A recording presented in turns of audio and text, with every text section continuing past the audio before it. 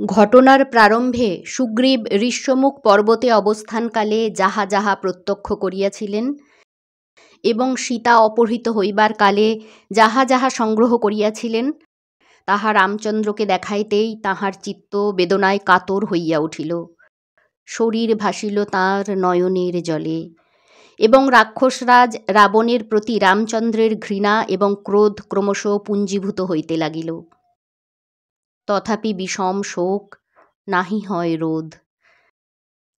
রামচন্দ্র তাঁহাদের সম্মুখে বলিয়াই ফেলিলেন, জীবনে অনেক প্রকার শোক আছে বটে, তথাপি পত্নী শোক সর্বাপেক্ষা কঠিন শোক।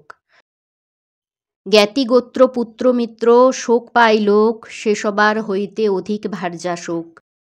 কলত্রে গৃহীর সুখ, কলত্রে সংসার, কলত্র হইতে হয় পুত্র পরিবার। তাহার পর রামচন্দ্র সুগ্রীবের সীতা উদ্ধারের সংকল্প শুনিয়া আশ্বস্ত ও শান্ত হইলেন। সুগ্রীব তখন তাহার আপন দুঃখের কাহিনী বিবৃত করিলে রামচন্দ্র তাহার দুঃখ দূর করিবার প্রতিশ্রুতি দিলেন। বালি ও সুগ্রীব মহামতি ঋক্ষর্জার পুত্র। পিতার মৃত্যু হইলে ঋক্ষর্জার জ্যেষ্ঠ পুত্র বালি তাহার সিংহাসনে অধিরূঢ় হইয়া পত্নী তারা ও পুত্র অঙ্গদকে লইয়া পরম সুখে দিনযাপন করিতেছিলেন। বীর ও ধার্মিক হিসাবে তাহার খুব সুনাম ছিল। কনিষ্ঠ ভ্রাতা অর্ধরাজ্য পাইয়া স্ত্রী রুমার সহিত পরম সুখে দিনাতিপাত করিতেছিলেন। কিন্তু কোথা হইতে এক অশুভ শক্তি আসিয়া তাহাদিগের সুখের সংসারে ভাঙনের আগুন ধরাইয়া দিল।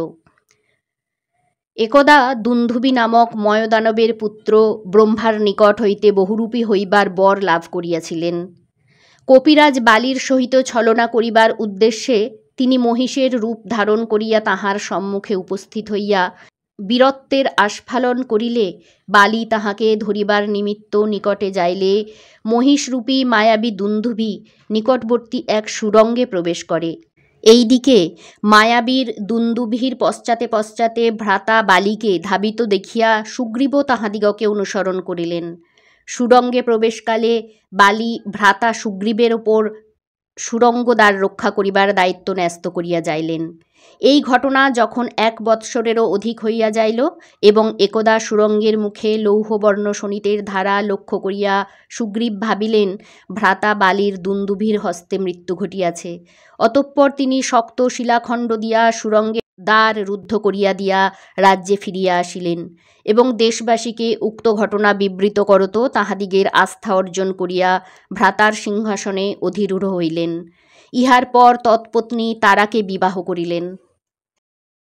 উক্ত ঘটনার পর দুন্দুভিকে হত্যা করিয়া বালি গৃহে প্রত্যাবর্তন করিয়া সমস্ত অবস্থা দেখিয়া বিস্ময়ে হতবাক হইলেন এবং অনুজ সুগ্রীবকে নানারূপ তিরস্কার করিয়া রাজ্য হইতে বিতাড়িত করিয়া তৎপত্নী রুমাকে বিবাহ করিলেন। এই ঘটনার পর হইতে সুগ্রীব অন্যান্য কপিগণের সহিত ঋষ্যমুখ পর্বতে বসবাস করিতেছিলেন এবং ওই পর্বত বালির আক্রমণ হইতে কেন নিরাপদ এই কথা বলিতে গিয়া বলিলেন, দুন্দুভি নামক দানবকে হত্যা করিবার পর পদাঘাতে তাহাকে 1 যোজন দূরে ছুঁড়িয়া ফেলিলে এই দানবের শোণিত দ্বারা ঋষ্যমুখ পর্বতে ধ্যানরত মতঙ্গ মুনির শরীরে লাগিল। তখন তিনি এই ঘটনার জন্য যিনি দায়ী অজ্ঞাতে তাহার উদ্দেশ্যে এই অভিশাপ দেন যে এই পর্বতে তিনি কোনোদিন আসিলেই তাহার তৎক্ষণাৎ মৃত্যু ঘটিবে।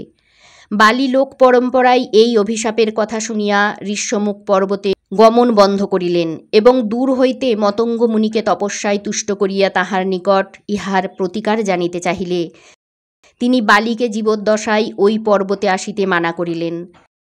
তাহার পর সুগ্রীব বালির অমিত বলবীর্যের কথা রামচন্দ্রকে জানাইলেন। রামচন্দ্র বালিকে বধ করিয়া সুগ্রীবকে রাজা করাইবেন এই প্রস্তাব দিলে রামচন্দ্রের প্রতিশ্রুতি এবং উৎসাহে উদ্দীপ্ত হইয়া সুগ্রীব একদা কিষ্কিন্ধায় আসিয়া অগ্রজ বালিকে সম্মুখ সমরে প্রবৃত্ত হইবার নিমিত্ত আহ্বান করিলেন। বালি অনুজের এইরূপ দম্ভ দেখিয়া তাহাকে সমুচিত শিক্ষা দিয়া ঋষ্যমুখ পর্বতে পাঠাইয়া দিলেন। ক্ষোভে অপমানে লাঞ্ছিত সুগ্রীব রাম লক্ষ্মণ তাহার সকাশে আসিলে তিনি হেঁট মুখে বসিয়া রহিলেন।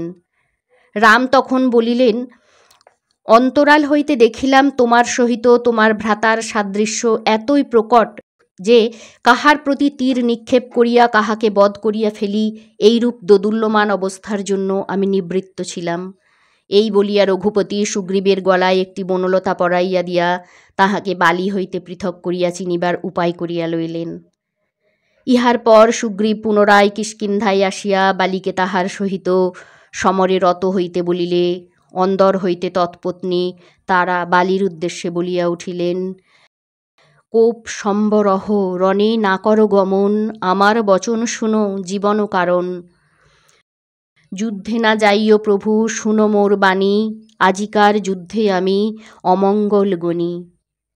আমার বচন তুমি না করিও হেলা, অহংকারে না যাইও সংগ্রামের বেলা।